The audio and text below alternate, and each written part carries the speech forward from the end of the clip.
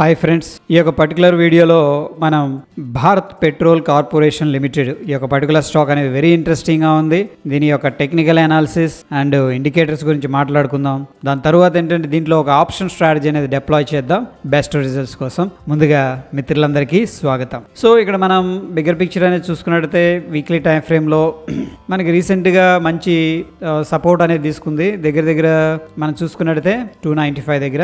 దాని తర్వాత మళ్ళీ చక్కగా బ్రేక్అవుట్ అయింది. ఈ యొక్క లెవెల్స్ దగ్గర ఏది 352 దగ్గర బ్రేక్అవుట్ అయింది. అక్కడ నుంచి రన్అప్ అయింది. కానీ ప్రీవియస్గా ఏంటంటే మనకు ఒక సప్లై జోన్ అనేది ఉంది. ఎప్పుడైతే మార్కెట్ ఈ లెవెల్కి వచ్చిందో ప్రాఫిట్ బుకింగ్ అనేది స్ట్రాంగ్గా చేసుకున్నారు. బట్ ఎనీహౌ ఇక్కడ నాకైతే ప్రాఫిట్ బుకింగ్ లాగా అనిపించలేదు. దాని వెనుక రీజన్ ఏంటంటే మనం ఒకసారి దీన్ని డైలీ టైం ఫ్రేమ్లో కన్వర్ట్ చేద్దాం. ఈ మొత్తం అనాలిసిస్ కూడా డిలీట్ చేద్దాం ఫ్రెండ్స్. ఓకే, ఇక్కడ చూడండి మేజర్గా ఒక ట్రెండ్ లైన్ అనేది కనిపిస్తుంది. ఈ యొక్క పర్టికులర్ ట్రెండ్ లైన్ ఏంటంటే బ్రేక్ డౌన్ అనేది జరిగింది అనమాట. ఇక్కడ నేను వెరీ యాక్యురేట్గా మార్క్ చేస్తున్నాను. మనం ఏం చేసుకున్నాం, ఈ యొక్క పర్టికులర్ లోని కనెక్ట్ చేస్తూ ఈ సెకండ్ పాయింట్ని టచ్ చేసుకునేటట్టు ఈ యొక్క ట్రెండ్ లైన్ అనేది డ్రా చేస్తే ఆటోమేటిక్ ఏంటంటే మనకి ఇక్కడ థర్డ్ పాయింట్ అనేది రావడం జరిగింది. Okay friends, but third point దగ్గర మనం అబ్జర్వ్ చేసుకున్నట్టయితే ఇక్కడ ఎటువంటి ఇండెసిషన్ క్యాండిల్స్ కానీ హ్యామర్స్ కానీ ఓకే రిజెక్షన్ క్యాండిల్స్ కానీ ఇన్వర్టెడ్ హ్యామర్ కానీ కనిపించట్లేదు. ఓకే, సో సాలిడ్గా బ్రేక్అవుట్ జరిగినట్టు నాకు అనిపిస్తుంది. అదేవిధంగా వాల్యూమ్స్ కూడా రైజ్ అవుతున్నాయి. అంత అగ్రెసివ్ వాల్యూమ్స్ లేవు, కానీ ఈ రోజైతే అగ్రెసివ్ వాల్యూమ్స్ అని చెప్పవచ్చు. ప్రీవియస్గా ఎక్కడ వాల్యూమ్స్ అనేది మనకి ఈ రోజు పార్టిసిపేషన్ అయితే కనిపిస్తుంది ఇక్కడ. అయితే టెక్నికల్ గా ఒకసారి చూద్దాం. దీంట్లో ఏంటంటే మనకి హైర్ హై ఫార్మేషన్ తో వెళ్తూ ఉంది అండ్ ఇంపార్టెంట్ లోవర్ లో అనేది ఇక్కడ స్టార్ట్ అయిపోయింది. ఇది వచ్చేసరికి మనకి kind of M pattern double tap kind of thing అనమాట. అక్కడ నుంచి కూడా ఈ యొక్క నెక్ లైన్ అనేది బ్రేక్అవుట్ అయింది. ఈ యొక్క పర్టికులర్ లెవెల్ దగ్గర ఆ యొక్క పర్టికులర్ లెవెల్ అనేది కూడా క్లియర్ గా ఒకసారి మార్క్ చేస్తున్నాను చూడండి. ఇది వచ్చేసరికి హై. ప్రీవియస్ గా ఏమైంది, మార్కెట్ 398 దాకా వచ్చిన తర్వాత ఇమీడియట్ గా ఏమైనా జరిగింది, ఈ లెవెల్ దగ్గర ప్రాఫిట్ బుకింగ్ అనేది చేసుకున్నారు. మార్కెట్ కిందకి వెళ్ళింది. That's okay.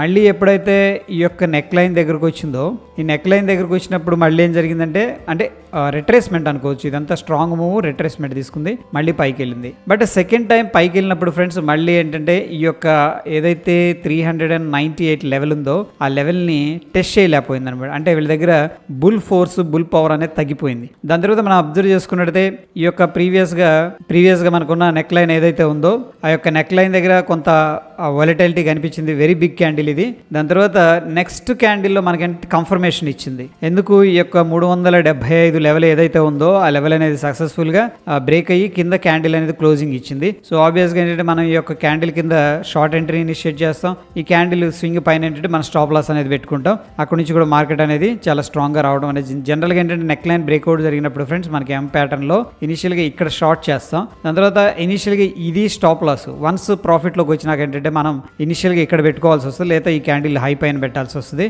దాని తర్వాత ట్రైల్ చేసుకుంటూ మనం రావచ్చు అనమాట. ఓకే, ఒకవేళ ట్రైలింగ్ మెథడ్ అనేది ఫాలో అయితే అది వచ్చేసరికి ఆ ప్యాటర్న్ గురించి. బట్ వెరీ సాలిడ్ క్యాండిల్ అనేది మళ్ళీ కనిపిస్తుంది బిగ్గర్ వాల్యూమ్ తో. కాబట్టి నాకు ఏంటంటే డౌన్ సైడ్ స్ట్రాంగ్ గా వెళ్తాడేమో అనిపిస్తుంది. అయితే ఇక్కడ ఏడిఎక్స్ ఇండికేటర్ కూడా మనకి ఆల్రెడీ సెల్లింగ్ ఎప్పుడో స్టార్ట్ అయిపోయింది. అండ్ ఇదేంటంటే సెల్లింగ్ ఫోర్స్ అనేది ఎక్కువ అయిపోతుంది అనమాట. ఆ యొక్క బయింగ్ ఫోర్స్ తగ్గిపోయి సెల్లింగ్ ఫోర్స్ అనేది క్లియర్ గా రైజ్ అవుతున్నట్టు తెలుస్తుంది. అండ్ నెక్స్ట్ మనం మ్యాక్డీ అనేది అబ్జర్వ్ చేస్తే ఇది ఆల్రెడీ ఇక్కడ ప్రీవియస్ గా ఇది కూడా సెల్ సిగ్నల్ అనేది ఇవ్వడం జరిగింది. దాని తర్వాత చూడండి ఎప్పుడైతే సెల్ సిగ్నల్ ఇచ్చిందో ఈ రెండింటికి డిస్టెన్స్ ఎక్స్పాండ్ అవుతున్న కొద్ది ఏంటంటే ఈ యొక్క హిస్టోగ్రామ్ అనేది జీరో లైన్ కింద మనకి ఫార్మేషన్ జరిగింది. బట్ ఈ యొక్క రెండింటికి మధ్య ఉన్న అంటే ఇది మ్యాక్డీ లైన్, జీరో సిగ్నల్ లైన్ అంటాం. ఈ రెండింటికి మధ్య ఎప్పుడైతే డిస్టెన్స్ దగ్గరకు వచ్చేస్తుందో అప్పుడు ఏంటంటే మనకి ఇది కాంట్రాక్షన్ అనమాట. కాంట్రాక్షన్ జరుగుతుంది కాబట్టి ఈ యొక్క హిస్టోగ్రామ్ ఏంటంటే సైడ్ వేస్ లో చూపిస్తుంది అనమాట. ఇది ఆబ్వియస్ గా మనం ఎలా కన్సిడర్ చేసుకోవాలంటే మార్కెట్ ఇలా డ్రాప్ అయినప్పుడేమో ఈ యొక్క రెడ్ హిస్టోగ్రామ్ ఫార్మేషన్ జరుగుతుంది.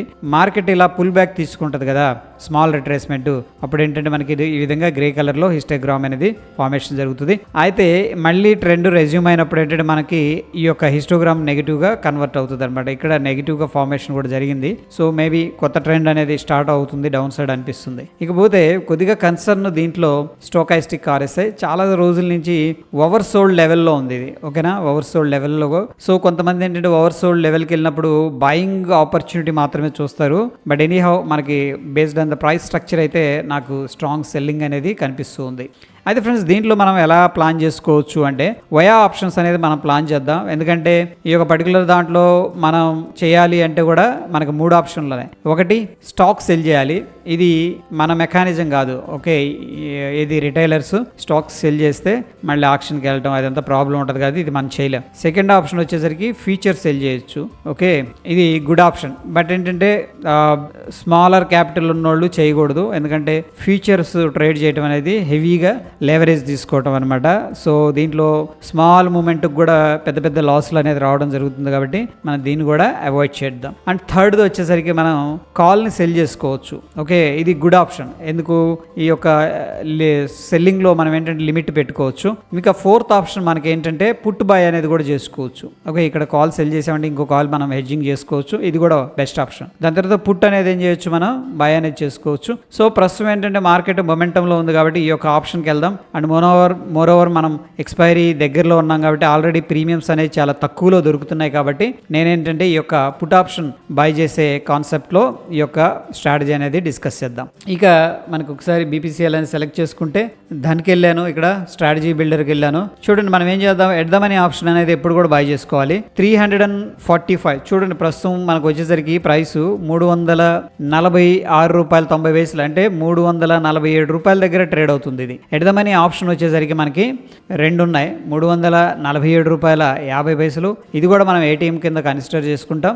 లేదు అంటే కూడా 345. ఓకేనా, అంటే ఎవ్రీ $2.50 ఒక స్ట్రైక్ అనేది ఉంది బీపీసీఎల్లో. అదే నిఫ్టీలో అయితే 50 పాయింట్స్ ఉంటుంది, బ్యాంక్ నిఫ్టీలో అయితే 100 పాయింట్స్ ఉంటుంది. ఓకే, ఎనీహౌ ఇక్కడ మనం 345ను కూడా ఏటీఎం గానే మనం కన్సిడర్ చేసుకోవచ్చు, ఎందుకంటే మిడ్లో ఉంది కాబట్టి. ఎనీహౌ ఈ రోజు ఏం చేద్దామంటే 345 పుట్ అనేది మనం బై చేసుకుందాం. ఇక్కడ నేను బై అనేది యాడ్ చేశాను. చూడండి ఇక్కడ ఏం జరుగుతుందంటే ఈ యొక్క రిస్క్ అనేది ఏంటంటే మనం ఏదైతే బై చేసామో దగ్గర దగ్గర 6,930 అంటే మనకి $7,000 దాకా రిస్క్ అవుతుంది. అది చాలా పెద్ద రిస్క్ అనమాట. $7,000 అనేది మనం రిస్క్ చేయకూడదు. ఓకే, సో దానికోసం మనం ఏం చేద్దామంటే ఇంకొక లెగ్ అనేది యాడ్ చేసుకుందాం రిస్క్ను తగ్గించుకోవడం కోసం. సో 345 అనేది బై చేసుకున్నాం కదా, మనం ఇమీడియట్గా 342.5 దీన్ని ఏం చేద్దామంటే సెల్ చేద్దాం. ఓకేనా, రైట్. ఇప్పుడు స్ట్రాటజీ అనేది పర్ఫెక్ట్గా ఉంటుంది. చూడండి దీంట్లో మనకి $1,620 మాత్రమే లాస్ ఉంది. ఇంకా ఇది కూడా కష్టం అంటే మనం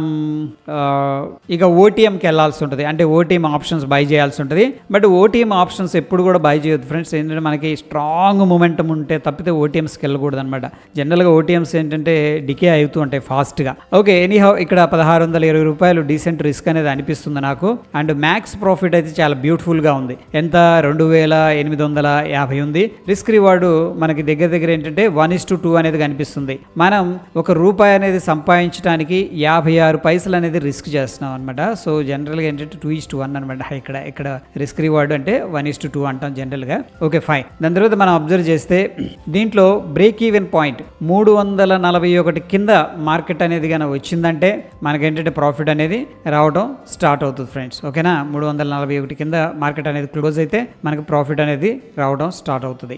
అయితే దీని బ్రేక్ ఈవెన్ని పెంచుదాం. ఒక్క నిమిషం, నేనేం చేస్తున్నానంటే దిస్ ఈజ్ గుడ్. ఇక్కడ చూడండి మనకి బ్రేక్ ఈవెన్ అంటే ఏంది, 347 దగ్గర ఉన్నాం ఇప్పుడు. చూడండి ఏది స్పాట్ ప్రైస్ ఉంది మనకి. ఇంతకుముందు ఎక్కడుంది, 341 దగ్గరకు రావాలి అంటే దగ్గర దగ్గర 6 పాయింట్స్ అనేది ఇంకా మార్కెట్ కిందకి వెళ్ళాలి. అది కొద్దిగా కష్టం కదా, చిన్న స్టాక్ ఇది. ఇప్పుడు $343 దగ్గరకు తీసుకొచ్చాం. బట్ మన రిస్క్ అయితే కొద్దిగా పెరిగింది. సో నేనైతే దీన్ని పర్సనల్గా ప్రిఫర్ చేస్తాను, ఎందుకంటే మనం ఇప్పుడు 347 దగ్గర ఉన్నాం. 343 అంటే దగ్గర దగ్గర ఎగ్జాక్ట్గా 3.7 రూపీస్ మాత్రమే డిఫరెన్స్ ఉంది. ఇది పాసిబుల్ ఉంది. ఇదేమో 6 రూపీస్ దాకా ఉంది. ఇది కొద్ది కష్టం అనమాట కిందకి రావడం అనేది. సో ఇదైతే ప్రిఫర్ చేస్తాను. ఒకవేళ ఇంకొంచెం తగ్గించుకోవచ్చు అనుకుంటే కూడా మనం ఆ యొక్క 342.5 పుట్ అనేది బై చేసుకోవచ్చు. Okay, no problem. బట్ ఇక్కడ మనం ఒకసారి పే ఆఫ్ గ్రాఫ్ అనేది చూద్దాం. ఇక్కడ చూడండి ఫ్రెండ్స్, ఈ యొక్క లెవెల్ని మనం ఏమంటామంటే బ్రేక్ ఈవెన్ పాయింట్ అంటాం. బ్రేక్ ఈవెన్ అంటే మీనింగ్ ఏంటంటే మనకి ఏ పాయింట్ దాటితే లాస్ కానీ ఏ పాయింట్ దాటితే ప్రాఫిట్ కానీ స్టార్ట్ అవుతుందో ఆ యొక్క పాయింట్ని ఏమంటామంటే అంటే ప్రైస్ అనమాట. దాన్ని బ్రేక్ ఈవెన్ పాయింట్ అంటాం. సో ఇక్కడ ఏంటి, మళ్ళీ బ్రేక్ ఈవెన్ పాయింట్ 344కి వచ్చింది. ఒక్క నిమిషం రిఫ్రెష్ చేద్దాం. 343. ఓకే సారీ ఫ్రెండ్స్, ఇందాక అప్డేట్ అవ్వలేదు. మనం ఏం చేద్దామంటే ఈ స్ట్రాటజీ డిప్లాయ్ చేద్దాం. బాగుంది. ఏది 345 పుట్టు బై చేద్దాం $3.85. 342.5 పుట్టు సెల్ చేద్దాం చేద్దాం. ₹2.95 మనకి బ్రేక్ ఈవెన్ చాలా చక్కగా ఉంది. ₹344 వచ్చేసింది. జస్ట్ ఓన్లీ 3 పాయింట్స్ కిందకు వచ్చేసిందంటే మనకు ప్రాఫిట్ అనేది స్టార్ట్ అవుతుంది. అండ్ ఆఫ్ కోర్స్ ఏంటంటే ఇక్కడ లిమిటెడ్ రిస్క్ అనేది కనిపిస్తుంది. బ్రేక్ ఈవెన్ పాయింట్ అనుకున్నాం కదా, ఇక్కడ 344 అనమాట. ఈ 344 దాటి కిందకి మార్కెట్ అనేది వస్తూ ఉందంటే మనకు ప్రాఫిట్ అనేది స్టార్ట్ అవుతుంది. Okay right. సో డెఫినెట్గా ఏంటంటే ఈ యొక్క స్ట్రాటజీ అనేది చాలా బ్యూటిఫుల్గా అనిపిస్తుంది. అండ్ మార్కెట్ స్ట్రక్చర్ అయితే బీపీసీఎల్లో వీక్గా కనిపిస్తుంది ప్రస్తుతానికి. అండ్ మేబీ మనం ఒకవేళ ఎంట్రీ తీసుకున్న తర్వాత 1-2 డేస్ కన్సల్టేషన్ తీసుకున్న అట్లీస్ట్ ఏంటంటే ఈ యొక్క 344 కిందకి గన వచ్చి రాగలిగాడు అనుకోండి, మనకంటే ప్రాఫిట్ అనేది స్టార్ట్ అయిపోతుంది. ఎనీహౌ ఫ్రెండ్స్, ఇక్కడైతే ఇది రికమెండేషన్ ఏం కాదు, జస్ట్ ఎడ్యుకేషనల్ పర్పస్ అనేది షేర్ చేస్తున్నాను. పర్సనల్గా నేనైతే ఈ విధంగా ప్లాన్ చేసుకుంటున్నాను. మనందరికి కూడా హెల్ప్ అవ్వాలనే ఉద్దేశంతో ఈ యొక్క కాన్సెప్ట్స్ అన్ని కూడా మీతో షేర్ చేస్తున్నాను. సో ఎటువంటి ట్రేడ్ తీసుకున్నా సరే మీరు ఈ యొక్క రిస్క్ని దృష్టిలో పెట్టుకోండి. అది కరెక్ట్గా మీకు అనిపిస్తుందా లేదా అనేది చూడండి. నెక్స్ట్ ఈ యొక్క పర్టికులర్ చార్ట్ అనాలిసిస్ ఇండికేటర్ సహాయం తీసుకోండి, మీ ఇష్టం అనమాట. బట్ ఏంటంటే లిమిటెడ్ రిస్క్ అనేది ఈ విధంగా అప్రోచ్ అవ్వచ్చు అనేది నా కాన్సెప్ట్ అనమాట. మనం ఇందులో 10,000 పెట్టేసి మళ్ళీ మనం నెయిల్ బైట్ చేసి కంగారు పడకుండా దీంట్లో లిమిటెడ్ రిస్క్ పోయిందనుకోండి, మనకు ఓకే రీజనబుల్ అనిపించింది అనుకోండి, దట్ షుడ్ బి యాక్సెప్టబుల్ అనమాట. ఎందుకు అంటే option trading especially stock market అంటేనే ప్రాబబిలిటీ గేమ్. దాన్ని ఎప్పుడైతే మనం రియలిస్టిక్గా అండర్స్టాండ్ చేసుకుంటామో ఒక స్టెప్ ముందుకెళ్తున్నట్టు అర్థం అనమాట. హోప్ వీడియో అర్థమైందని చెప్పేసి నేను అనుకుంటున్నాను, వీడియో కాన్సెప్ట్. అండ్ స్టిల్ మీకు ఏదైనా డౌట్స్ ఉన్న సబ్జెక్ట్కి సంబంధించి కింద కామెంట్ రూపంలో తెలియజేయండి. డెఫినెట్గా నేను ఆన్సర్ చేస్తాను ఫ్రెండ్స్. ఓకే, అండ్ వీడియో నచ్చితే లైక్ చేస్తూ ఉండండి. మరొక ఎపిసోడ్లో మళ్ళీ కలుసుకుందాం. Stay tune friends. ధన్యవాదాలు.